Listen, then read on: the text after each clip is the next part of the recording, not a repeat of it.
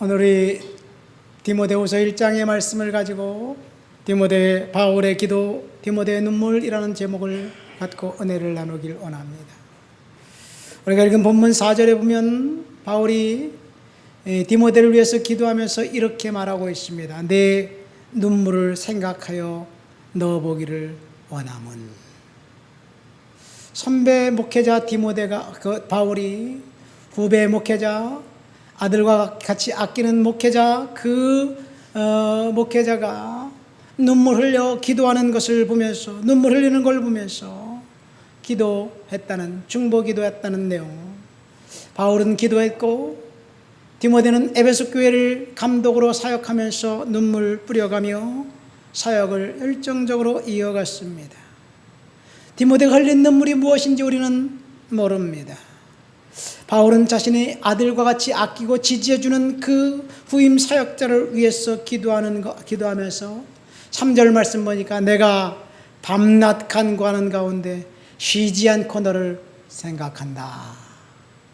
밤낮 간구하는 가운데 사도 바울은 밤낮 중보 기도하며 후임 목회자를 위해서 아낌없는 지지를 보냈습니다. 여기서 바울의 기도, 특별히 바울의 중보 기도, 그리고 목회자 디모데 눈물이라는 제목을 잡았습니다. 여러분, 우리가 주님 앞에 어떤 모습을 갖고 살아가야 할까? 이 구절에 보면 디모데는 어머니와 외할머니의 믿음을 이어받아 신실하게 살았고 신실한 주의 종이 되었습니다. 디모데는 이름의 뜻은 하나님을 공경함 혹은 하나님의 영예라는 뜻입니다. 디모데는 혼혈인이었습니다. 부친은 헬라인이었고 모친은 유니게라고 기독교로 개종한 유대인이었습니다. 외조모 로이스와 함께 어머니 유니스는 하나님 앞에 열정적으로 주님을 섬기며 자녀를 믿음으로 양육했습니다. 디모데는 어렸을 적부터 구약 성경을 이제 그 토대로 신앙을 전수받았고, 사도 바울이 디모데가 살고 있었던 그 지역 루스드라에 갔을 때 그곳에서 어머니와 외할머니가 예수를 바울을 통해서 만났고, 그들의 신앙은 경건한 그리스도인의 모습을 보이고 살면서 디모데가 그 지역 주변의 도시들 이고니온과 루스드라에 있는 그리스도인들에게 칭찬을 받는 그런 경건하고 거룩한 청년 젊은이였다고 성경은 보고하고 있습니다. 사도행전 16장 이후에 사도 바울이 디모데를 동역자로 아예 데리고 다닙니다. 전도여행을 데리고 다닙니다. 그리고 장로들 앞에서 안수하여 이제 성별하여 주의 종으로 세웠습니다.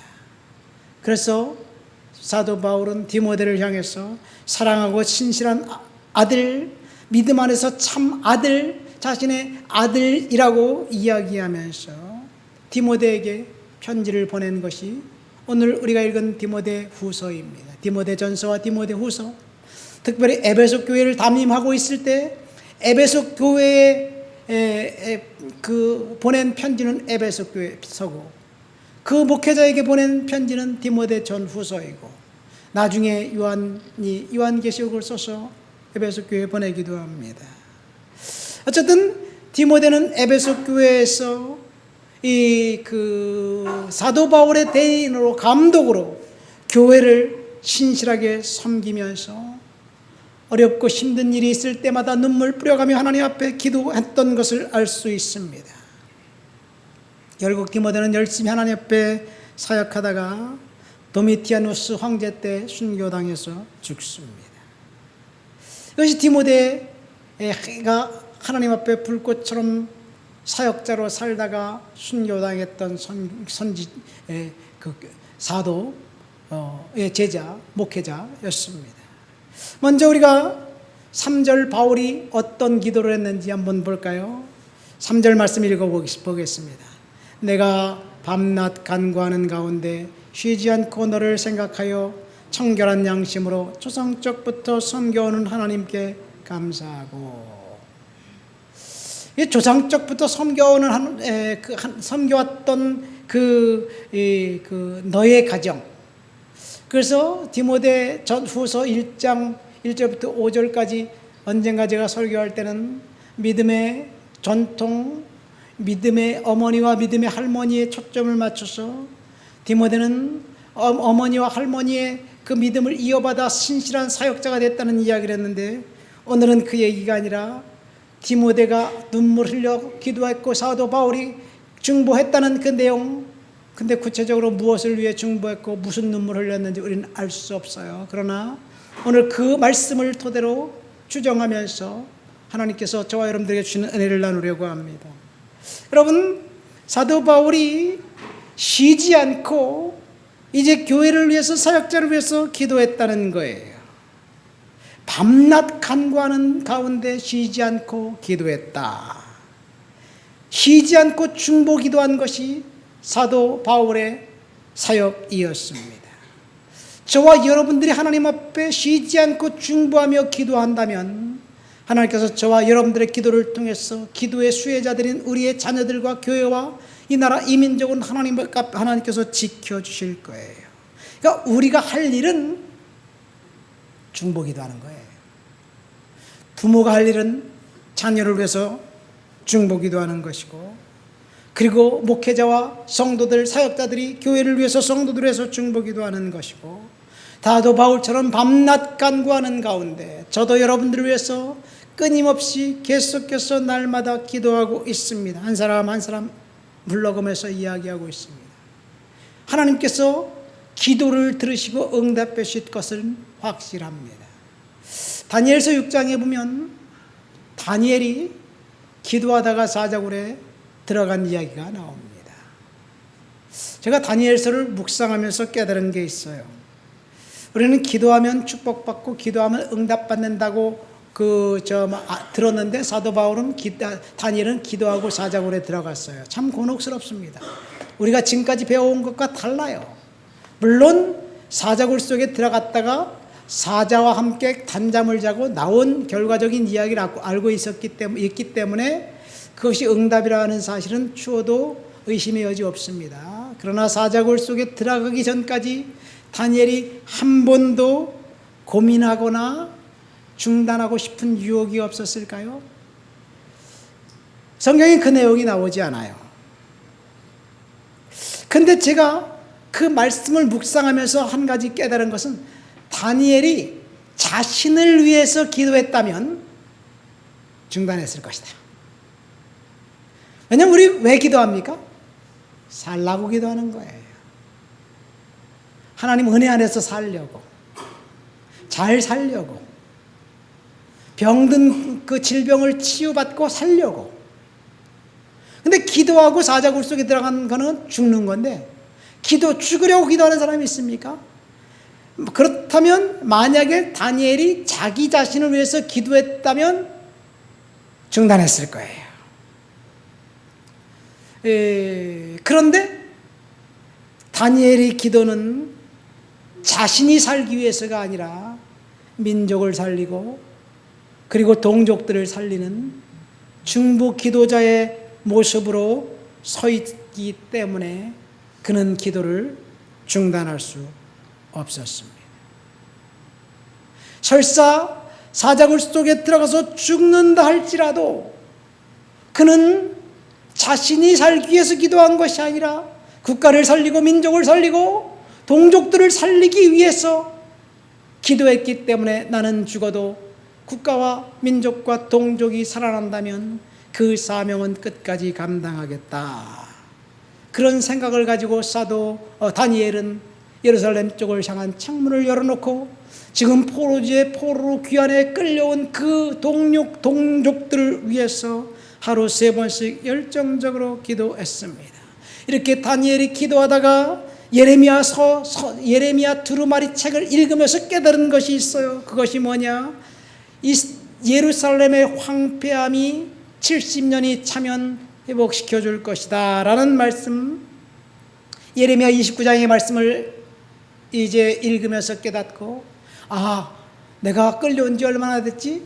50년은 넘은 것 같은데, 그러면서 70년이 찰려면 아직 얼마 남지 않았으니까 내가 이때를 위해서 열정적으로 기도해야 되겠다라고 생각하면서 다니엘은 기도하지 않았나 생각됩니다.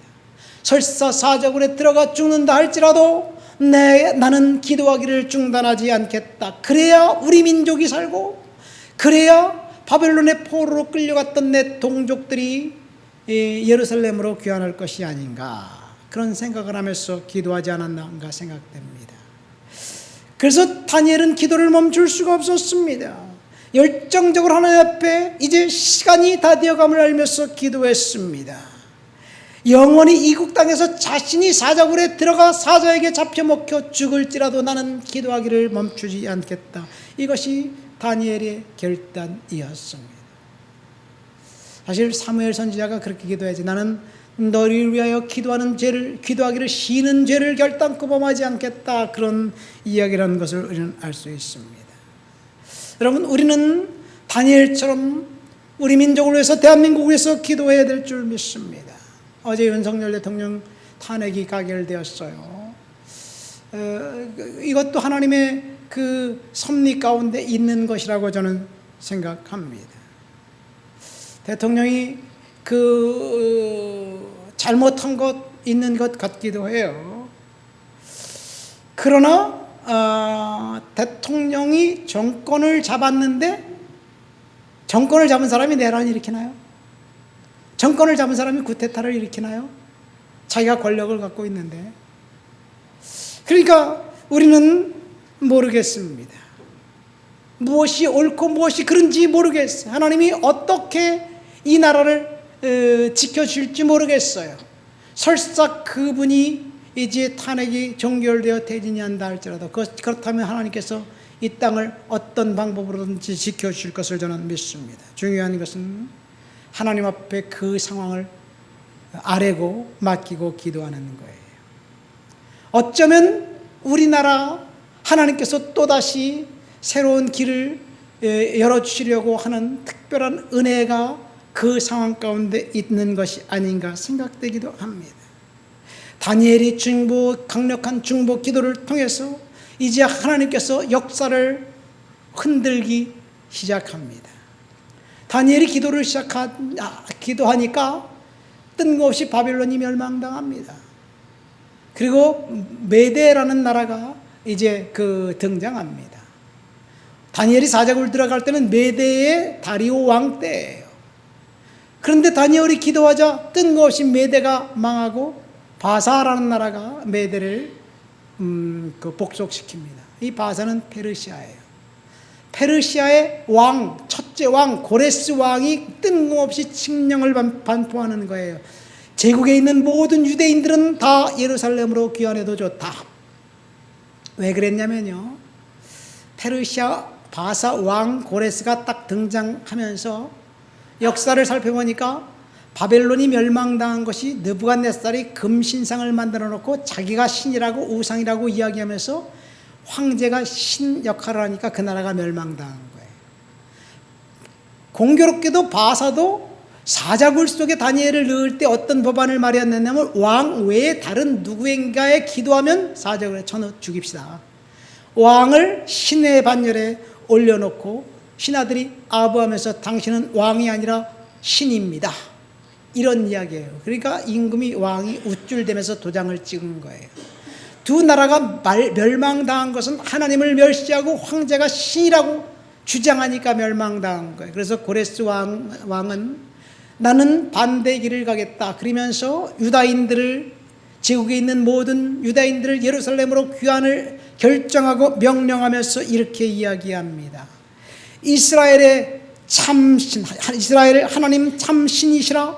너희 중에 그 백성된 자는 다 유다 예루살렘으로 올라가서 이스라엘의 하나님 여호와의 성전을 건축하라.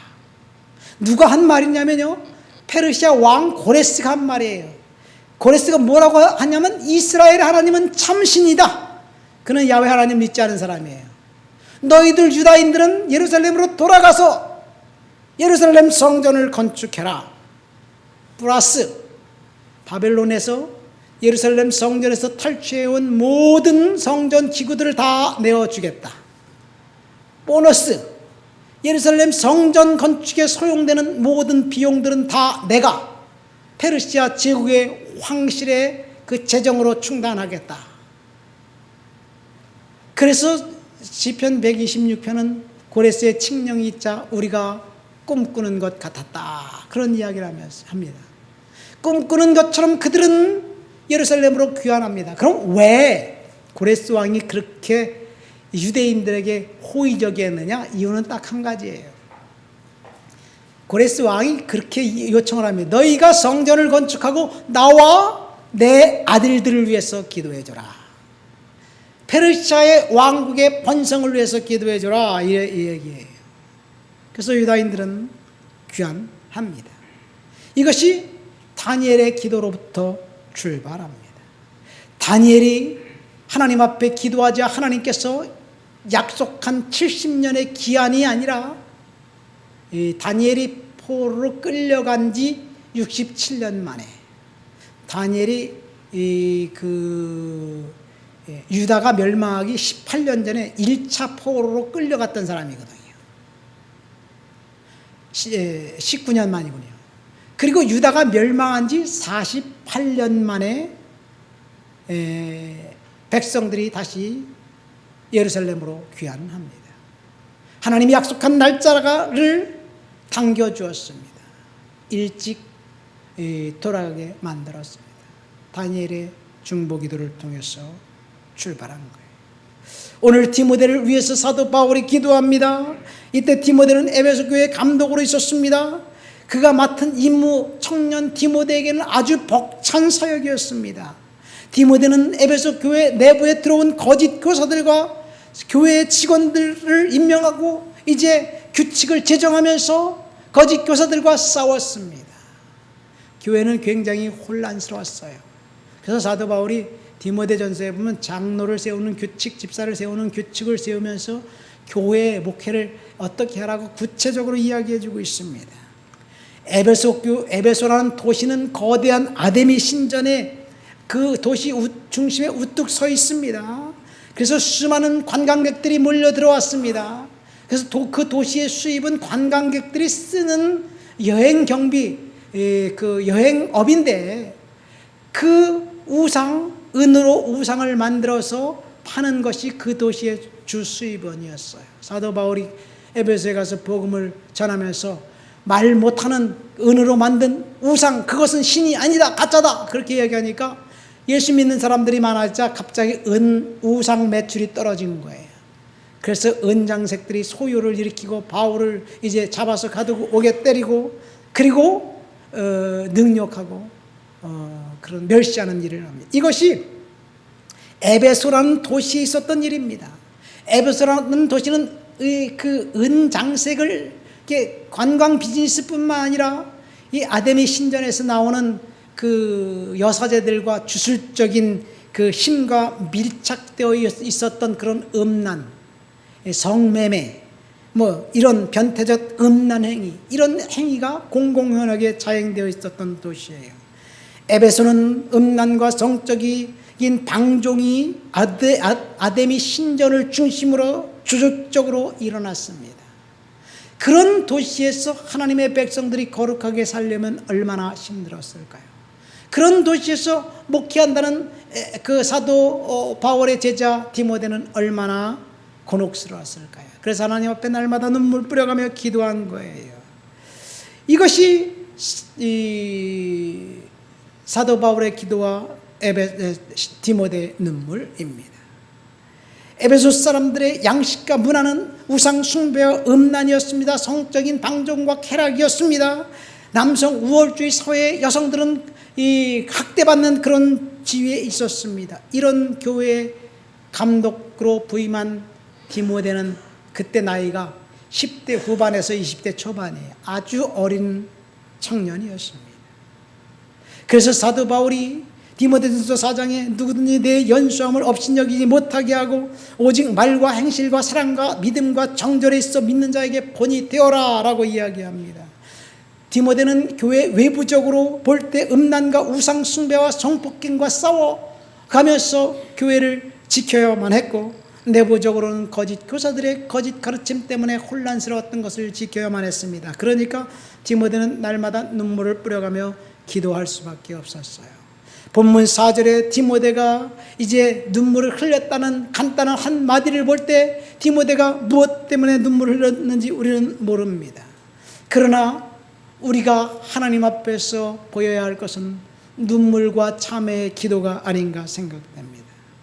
눈물은 과학적으로 보면 2%의 소금과 약간의 단백질, 이 살균 작용을 하는 라이소자임이라는 물질로 구성되어 있습니다. 그런데 이 눈물이 흘러야지, 눈물이 나야지 안구가, 눈이 건강한 거예요. 눈물이 안 나오면 우리가 인공 눈물을 넣잖아요. 왜? 그 안구가 건조하기 때문에 그렇습니다. 어쨌든 우리는 지금 하나님 앞에 눈물 흘려가며 디모데처럼 기도해야만 할 줄 믿습니다. 우리가 흘려야 할 눈물은 두 가지예요. 첫 번째, 우리 자신들을 위해서 통회하며 자복하며 참회하는 그런 죄에 대한 자각의 눈물이에요. 우리 자신을 위해서는 그렇게 눈물을 흘려가고, 다니엘처럼 국가와 민족을 위해서, 동족들을 위해서, 공동체를 위해서 우리는 끊임없이 눈물 흘려가며 기도하셔야 될 줄 믿습니다. 눈물하면 두 가지 사건이 생각납니다. 두 사람이 생각납니다. 첫 번째, 예수님의 눈물이에요. 예수님은 눈물을 3번 흘렸습니다. 아니, 2번 흘렸습니다. 첫 번째, 한 번 겟세마네 동산에서 자신을 위해서 기도하면서 이 하나님 앞에 슬퍼하며 탄식하고 고민했습니다. 슬퍼하며 고민하며 슬퍼했다. 눈물 흘린 것 같진 않아요. 주님은 슬퍼했습니다. 애쓰고 힘쓰고 열정적으로 기도했습니다. 무엇을 위해서 기도했느냐? 십자가 사건을 생각하면서 자신을 부정하고 부인하는 그 사람들이 하나님의 은혜 가운데 살아야 될 터인데 라고 생각하면서 기도한 거예요. 예수님이 두 번째 흘린 눈물은 나사로가 죽었을 때였습니다. 나사로가 살아나리라고 말씀하셨음에도 불구하고 사람들은 믿지 않은 것을 보고 통분히 여겨 죽은 나사로 때문에 우는 사람들을 보면서 예수님이 눈물을 흘리셨어요. 성경에서 가장 짧은 구절이에요. Jesus wept. 예수님이 우셨다. 예수께서 나사로를 너무나 사랑했기 때문에 우셨지만 예수님의 눈물은 사실은 나사로 때문에 흘린 것이 아니라 이 자신을 믿지 않는 그 사람 때문에 흘린 거예요. 사람들이 예수에게 이렇게 비아냥거립니다. 맹인의 눈을 뜨게 한 이 사람이 그 사람을 살게 할 수 없었더냐라고 이야기하면서 비난할 때, 예수님께 사람을 보내 예수님 오게 해달라고 마르다가 이야기했을 때 예수님은 이틀을 더 유하시면서 나사로가 죽기를 기다렸을 때, 그때 마르다의 이야기를 듣지 않고 이제 죽은 다음에 부활을 이야기하기 위해서 예수님이 늦게 가셨을 때 사람들이 예수님을 믿지 않고 부활을 믿지 않고 죽음을 믿지 않고, 그래서 나사로 사건을 통해서 부활을 설교하시려고, 극적으로 설교하시려고 예수님이 그때 눈물을 흘리시면서 말씀하신 거예요. 죽은 나사로가 살으라고 말씀하셨음에도 불구하고 사람들은 믿지 않았습니다. 그래서 슬펐습니다. 마지막 세 번째, 감람산 위에서 예루살렘이 멸망당할 것을 생각하면서 예수님이 탄식하며 눈물을 흘려 기도했습니다. 예루살렘아, 예루살렘아, 암탉이 병아리를 날개 아래 품던 내가 몇 번이나 너희들에게 복음을 전했더냐라고 말씀하시면서 우셨습니다. 주님께서 그처럼 국가와 민족을 사랑하셨다면 저와 여러분들도 역시 이 나라의 민족을 위해서 기도하면서 눈물 흘려 주님 앞에 이 나라의 민족을 위해서 기도해야 될 줄 믿습니다. 어제 대통령이 탄핵당했습니다. 물론 대통령을 탄핵하려고 했던 사람들은 승리했다고 이야기하겠죠. 대통령이 탄핵당하는 것, 그래서 권력이 중단되고 그러면 누군가는 권력을 잡아야 되는데 그 권력이 잡아야 될 사람이 누구일까요? 우리는 위해서 기도해야 될 줄 믿습니다. 예수님이 이제 예루살렘을 바라보면서 우셨던 것처럼 저와 여러분들이 국가와 민족을 위해서 눈물 흘리며 기도해야 될 줄 믿습니다. 두 번째 성경에서 눈물 흘린 사람은 예레미야였습니다. 예레미야는 눈물의 선지자라고 이야기합니다. 예레미야가 왜 울었습니까? 아무리 외쳐도 백성들이 하나님의 말씀을 청종하거나 귀 기울이지 않기 때문에 울었어요. 예레미야가 외쳤는데 사람들은 여전히 거짓 선지자에게 현혹되어 진리를 모른 채 정말 참혹한 그런 삶을 살았습니다. 예레미야가 선포해야 하는 메시지는 딱 두 가지였습니다. 첫 번째, 바벨론에 항복해라. 그래야 산다. 이것이 예레미야의 메시지였습니다. 바벨론에 항복하라는 것은 무엇을 말하나요? 매국노와 같은 것이지요. 그래서 예레미야는 매국노라고 손가락질 당했습니다. 그렇지만 하나님께서 예루살렘이 멸망당하고 난 다음에 새로운 남은 자들을 통해서 새로운 역사를 하실 것이다 라고 이야기하면서 70년이 차면 하나님이 회복시켜 줄 것을 이야기합니다. 예레미야는 국가가 예루살렘이 멸망당할 것을 선포해야만 했던 선지자였기 때문에 울었습니다. 당시 많은 선지자들이 거짓을 예언했지만 그래서 예레미야 진리를 말하는 예레미야 선지자는 수많은 고통을 당하고 그리고 감옥에도 가고 물 없는 웅덩이에 빠져 죽을 고생을 하면서 그래도 하나님의 말씀을 선포했던 그 예레미야, 눈물을 흘려가며 국가에 망하는 것을 바라봐야만 했습니다. 결국 예레미야 시대에 유다는 멸망당하고 예루살렘은 철저히 파괴되고 왕은 두 눈이 뽑히고 왕자들은 다 죽습니다.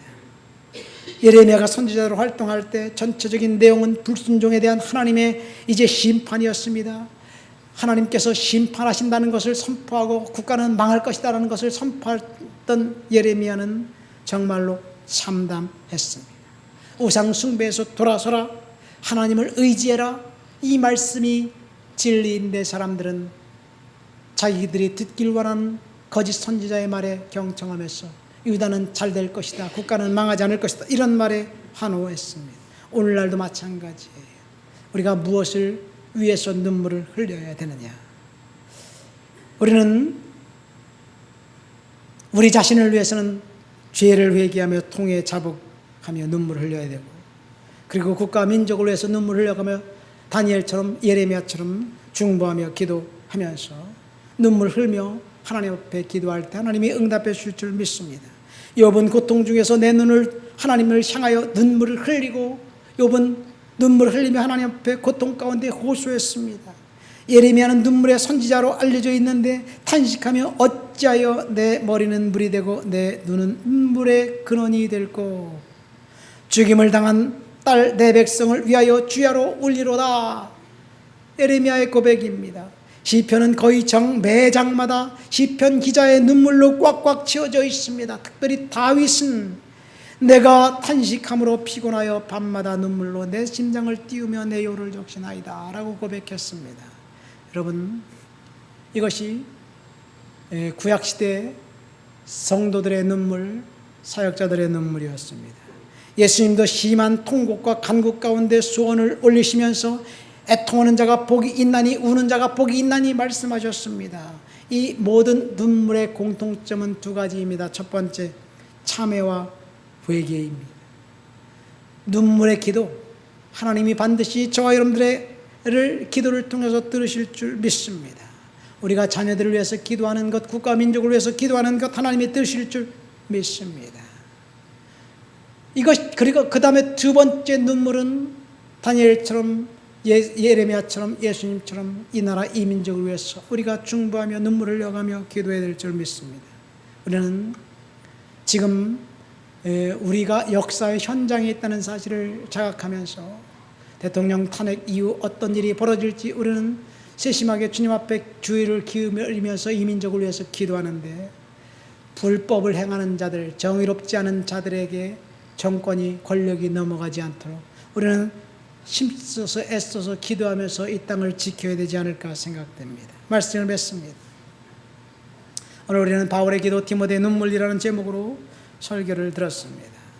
선배 목회자가 후배 목회자 디모데에게를 위해서 끊임없이 중보기도했습니다. 여러분, 기도는 뭔가요? 내 사정을 주님 앞에 하려고 응답해 달라는 요청이 기도입니다. 그런데 성경에 나와 있는 기도하는 기도의 사람들의 기도는 내 사정을 아뢰고 나를 치유해 주십시오, 나를 복 주십시오, 나를 인도해 주십시오, 이렇게 기도한 사람이 누가 있을까요? 성경에 나와 있는 많은 믿음의 영웅들을 보면요, 다니엘도 아까 얘기했죠. 사자굴 앞에 자신을 위해서 기도했다면 아마 살기 위해서 기도하기를 멈췄을 거예요. 동료들을 위해서, 국가 민족을 위해서 중보기도 자로 하나님이 세웠기 때문에 기도를 멈출 수가 없었습니다. 믿음의 영웅들, 우리가 잘 알고 있는 믿음의 영웅들 책을 보면 그들의 기도는 다 중보기도였습니다. 자신을 위해서 기도한 사람은 단 한 사람도 없어요, 사실은. 우리가 중보기도자로 서서 사도 바울이 디모데를 위해서 밤낮 기도했던 것처럼 우리 이 나라의 민족을 위해서 끊임없이 기도해야 될 줄 믿습니다. 두 번째, 디모데의 눈물. 디모데가 눈물 흘려가며 사역했는데 저와 여러분들이 하나님 앞에 흘려드려야 할 눈물이 있다면 통회와 자복의 회개의 눈물이고, 그리고 공동체를 향한, 예수님이 예루살렘을 향해서 우셨던 것처럼 이 민족을 향해서 울면서 우리가 중보하며 기도할 때 하나님의 뜻이 이 땅에 풀어질 줄 믿습니다. 우리 다 같이 말씀을 생각하면 통성으로 기도합니다. 하나님, 눈물 흘려가며 기도하고 은혜 가운데 살아도록 주여 도와주시옵소서 기도합니다. 하나님 아버지, 감사합니다. 오늘도 주님 앞에 나와 주를 높여드리고 주를 찬양하고 주를 예배하고 주를 영화롭게 합니다. 주 영광 받아 주시옵소서, 지켜주옵소서, 역사해 주옵소서. 하나님 권능으로 채워 주옵시고 능력으로 덧입혀 주옵시고 말씀을 허락잡아 주옵시기를 시간도 간절히 기도합니다.